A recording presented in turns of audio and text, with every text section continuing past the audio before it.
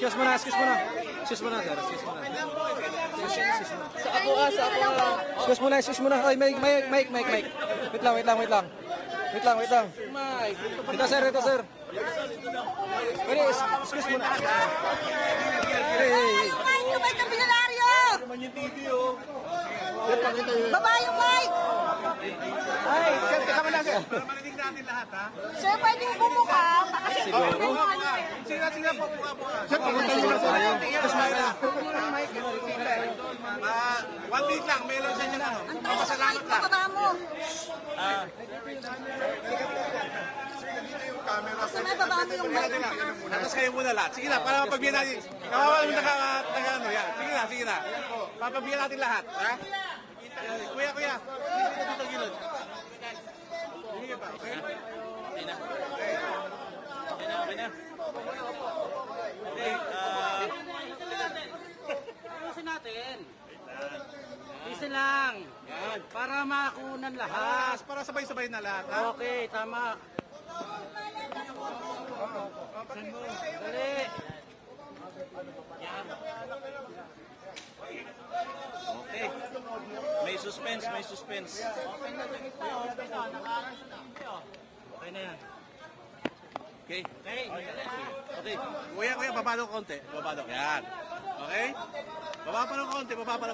O, yan. Okay na? O, sige. Para lagi kang updated. Ako nga pala si Bidaya ng mga oposisyon sa kasalukuyan ko. At sabi nga, galit na galit ang mga dapungan ng Pangulong Duterte. Kung hindi ka pa nakakapag-subscribe, i-subscribe mo na yan!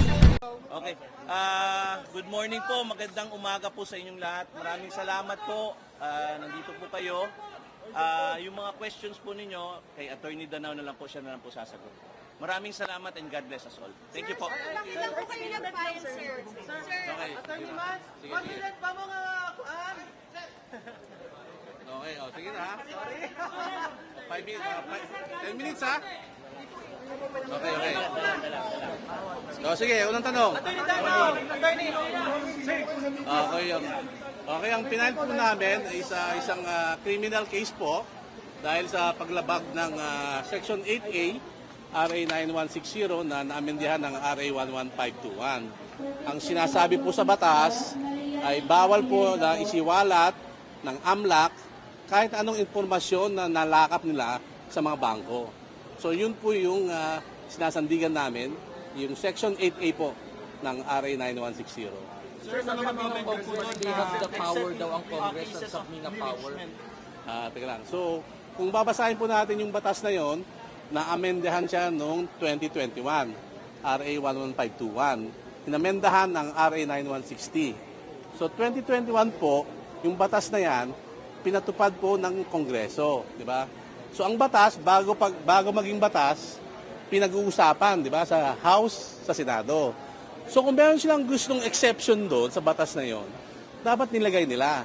Ang Section 8A po ay malinaw. Nasabi ron, the AMLAC and its secretariat shall not in any way disclose any information in any manner. So, anong ibig sabihin ng in any manner? Sa kahit na anong pamaraan, hindi pwedeng maglabas ng informasyon ang AMLAC. So, kung gusto nilang may exception doon, dapat Kongreso mismo nagsabi na except number A, except number 2. Wala eh. Basahin po natin Section 8A at ang buong AMLA na batas, wala pong exception. Attorney, bakit kasama sa mga sinampahan ng reklamo yung mga kongresista mula sa liberal at bayan? Hindi naman dahil sa liberal or bayan sila. Dahil kung makikita po natin ang nangyari sa Kongreso, sa House Committee on Justice, sila po yung nag-udyok na ilabas.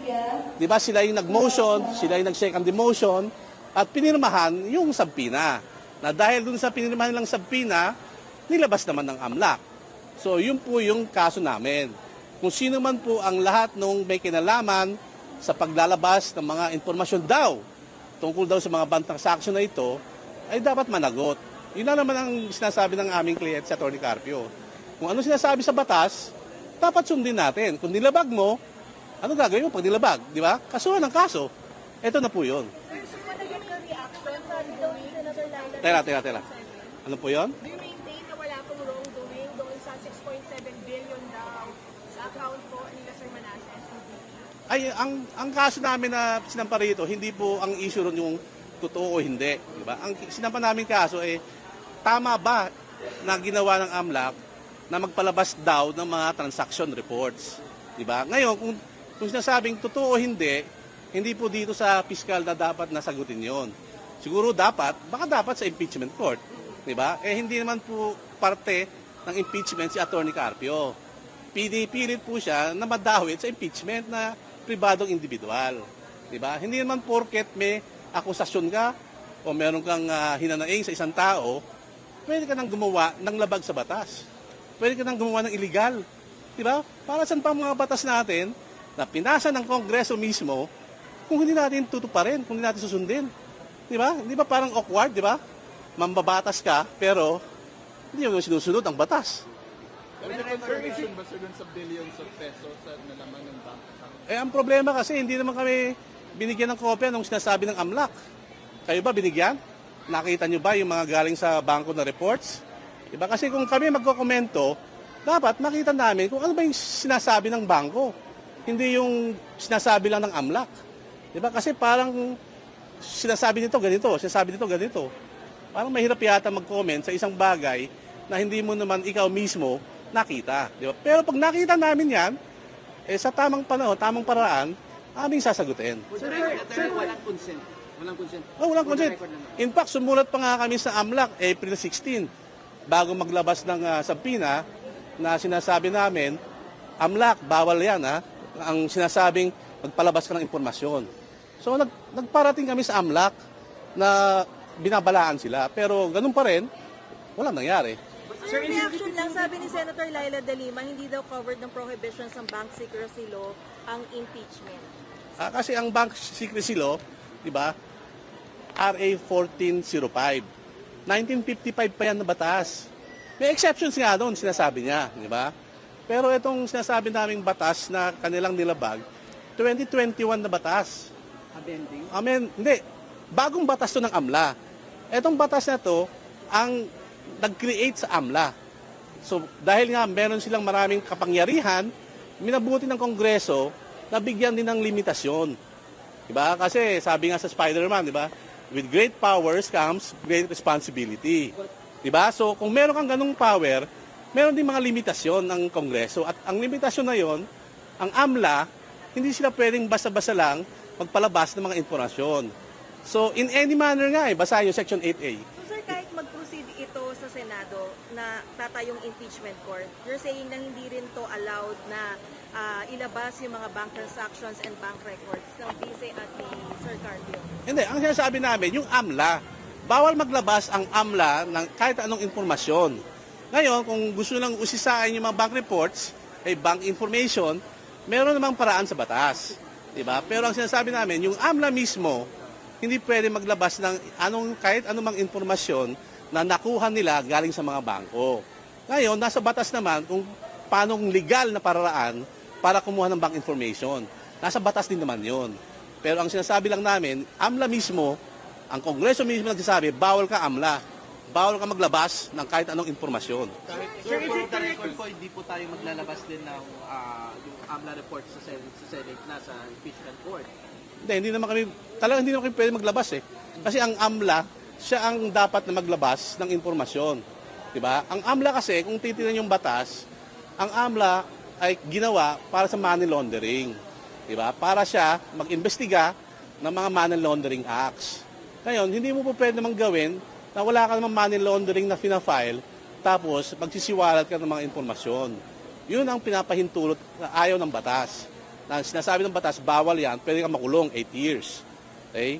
Kaya, kung susundin natin ng batas, wala sanang problema. Wala sana to Diba? Kumuha silang bank inquiry order. Nasa batas naman yan, pwede sila mag-apply sa CA. Diba? Kung sundin natin ang batas, wala namang maagrabyado. Sir, Sir, is it correct to say na you neither admit nor deny the financial disclosures dun sa nilabas ng AMLAC during the impeachment? Kaya una-una, sinasabi ko nga, paano namin ma-deny or ma-admit yung mga sinasabing transaction kung hindi naman kami binigyan ng kopya ng AMLAC at hindi naman namin kami binibigyan ng kopya ng mga reports kung saan galing ang summary ng AMLAC. Pero in my, sa pag-uusap namin ni Atty. Carpio, he vehemently denies having 6 billion ba yun o 3 billion? He vehemently denies that. Pero sir, wouldn't it be prudent for the Vice President and her camp as well, including you if possible, to answer those charges in the House impeachment hearing? Ayokong pangunahan ng mga abogado ni VP Sara, no? Kasi meron siyang sariling abogado. Pero sa parte ni Atty. Carpio, dahil nga pribadong individual naman siya, na pilit na sinasama sa impeachment, hindi kami po parte ng impeachment proceeding. Diba? Hindi namin kailangan na sagutin ang mga sinasabi nila Attorney De Lima, sila Congressman Luistro, di ba? Kasi hindi naman kami parte ng impeachment proceeding eh. Kaya kami nagtataka, bakit pilit na sinasama kami sa impeachment proceeding, di ba? 2006 hanggang 2025. Di ba? Yun ang covered ng subpoena. Di ba?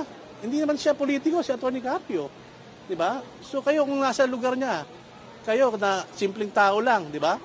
Bigla na lang lumabas ang kaluluwa nyo, diba? Since birth, hindi ba kayo aalma? Kasi may batas naman na bawal. Pero sir, yung allegation na tumanggap ang pamilya ng bise ng pera mula kay Samuel Uy, alam ba yon ni Atty. Carpio? Does he have a knowledge kung may mga ganong pagpasok ng pera, ng deposits? Unang-una, sinasabi ko nga, I think Atty. Carpio will not be in a position to answer those questions. Kasi nga, hindi naman siya parte ng impeachment proceeding at unang-una, sinasabi, transaction yun ni VP Sara, allegedly. Diba? So I think the lawyers of VP Sara can adequately answer that. And I think they have, no? They have denied it through Attorney Michael Powa. I think na-monitor nyo naman yun, yung mga statements ni Attorney Mike Powa at yung mga abogado nila kay Fortune Narbasa. Sir, ano yun? Si VP Sara lang ang may hawak ng bank accounts na yun. Walang ginagalaw doon si Atty. Carpio. Yung nga, hindi nga rin namin masabi nga kasi unang-una sabi ko nga, maraming mga accounts, iba-iba naman ang accounts, di ba? Lahat naman siguro tayo iba-ibang accounts, hindi lang isa. So, hanggat sinasabi ng AMLAC na mabigyan kami ng kopya kung saan nanggaling ang mga sinasabi nilang mga summary of transactions, di ba?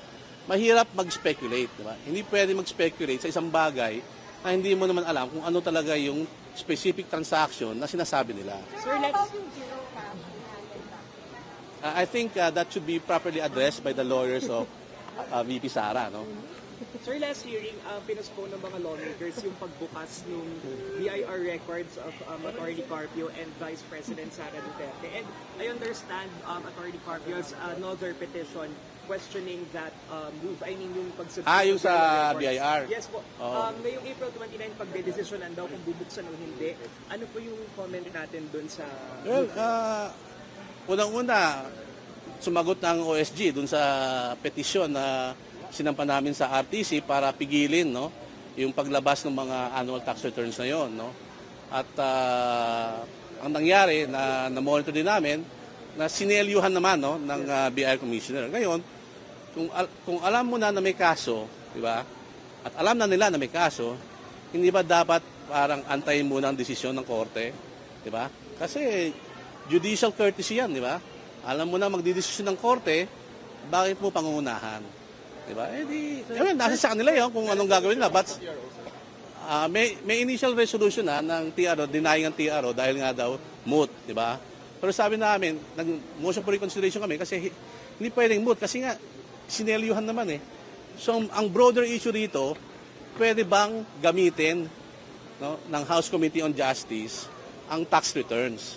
Di ba? Pwede ba lang gamitin nang walang consent ng mga taxpayers? Sir, should the lawmakers decide to open the box sa Wednesday, is this another para opportunity for the camp of Atty. Carpio to challenge again that move sa court if ever lang buksan nila yung BIR records? Kung mangyayari na yun, then we will just have to inform the court, no?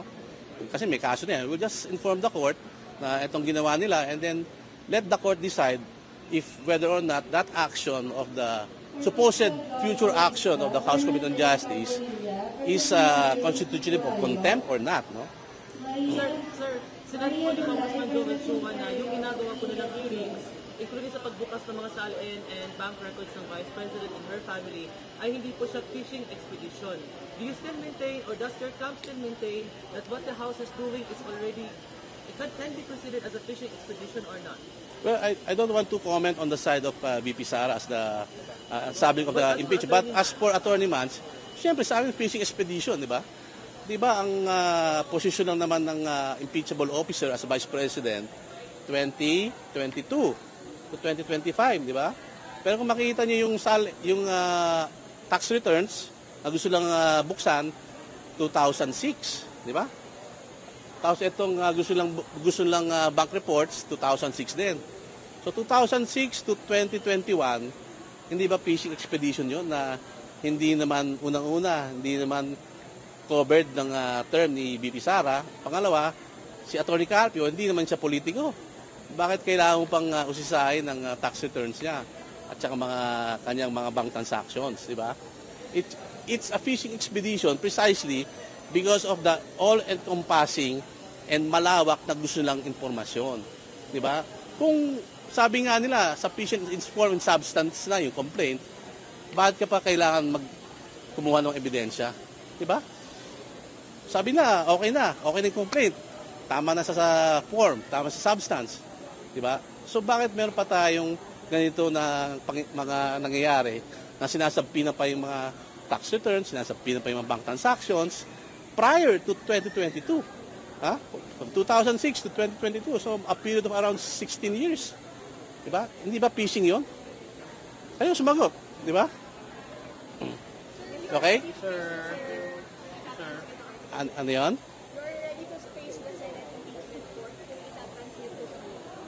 I don't think we can properly appear in the impeachment court. Kasi unang-una, hindi naman subject sa impeachment si Attorney Carpio.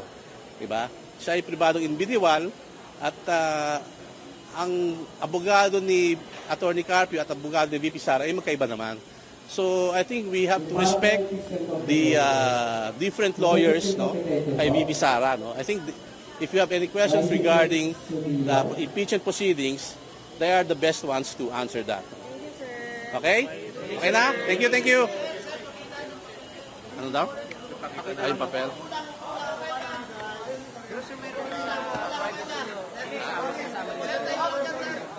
Sir, salamat po Salamat po.